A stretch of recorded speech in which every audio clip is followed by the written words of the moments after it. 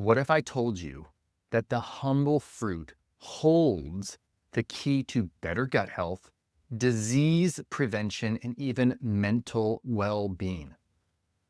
On this opportunity to accumulate health, we're diving into why you do not need to be afraid of its sweetness. If you have not already subscribed to the channel and left a friendly review, please do.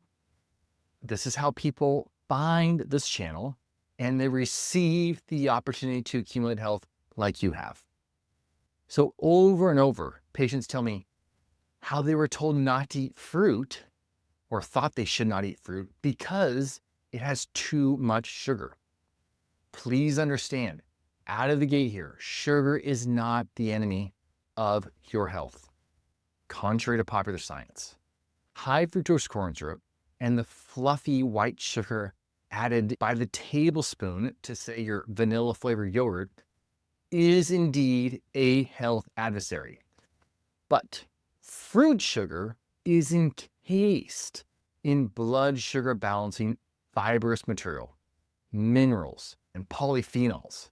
The high fructose corn syrup and refined white sugar, yes, is toxic to the core, creating sluggish mitochondria, turning liver cells into fatty cells. In fact, study after study shows that fat gain goes up with refined or added sugars and goes down with whole fruit intake, even though there is sugar in a whole piece of fruit. So the fibrous material and the polyphenols in fruit act to promote microbiome diversity, and they feed beneficial flora like lactobacillus and bifidobacterium. And recognize that bacterial diversity in our digestive tract is literally synonymous with health margin. So we got berries, they're loaded with polyphenols, powerhouses on that front. And these polyphenols inhibit harmful bacteria like Enterococcus bacillus, and they tighten the junctions between cells in the intestinal lining to reduce that dreaded leaky gut. Whereas apples, they're loaded with prebiotics like pectin fibers. And kiwi, they've been shown to reduce pathogenic bacteria and to improve gut motility. Bananas, they contain inulin, what's one of the most commonly used supplemental prebiotics on the market to feed beneficial flora. It's in a banana. Or you may have heard of short-chain fatty acids, SCFAs, which are really high when you increase your fruit intake. And these short-chain fatty acids improve the gut barrier function, and they're associated with decreased colon inflammation and cancer risk. I'm always shocked.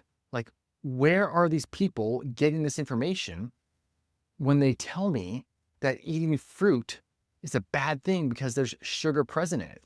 The sugar in fruit actually increases the sensitivity of the body to insulin. Why? Because it's not sugar. It's a whole piece of fruit. It's a whole food. So if you're constipated, a combination of kiwi fruit and prunes, great way to improve your gut motility. One, it increases that fecal water content, and two, increases stool bulk.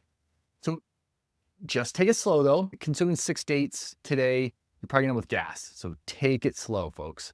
But these simple measures, just eating fruit, could go so long in helping just invigorate our being on so many levels. Consider that eating 3 servings of fruit per day, 3 servings, an apple's like 2 servings, a standard apple's like 2 servings of fruit right there. We're talking half a cup of berries.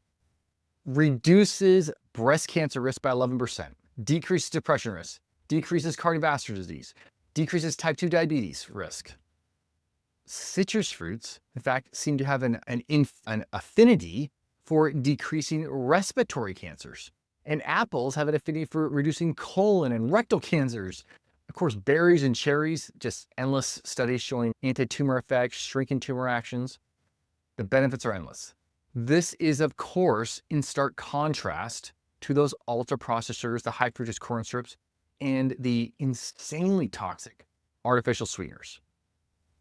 And I would just also add, for the energetically minded person out there, there are food scientists that suggest that fruits ripened by the sun are packed with biophotons. Biophotons are essentially light particles emitted by living things or living cells.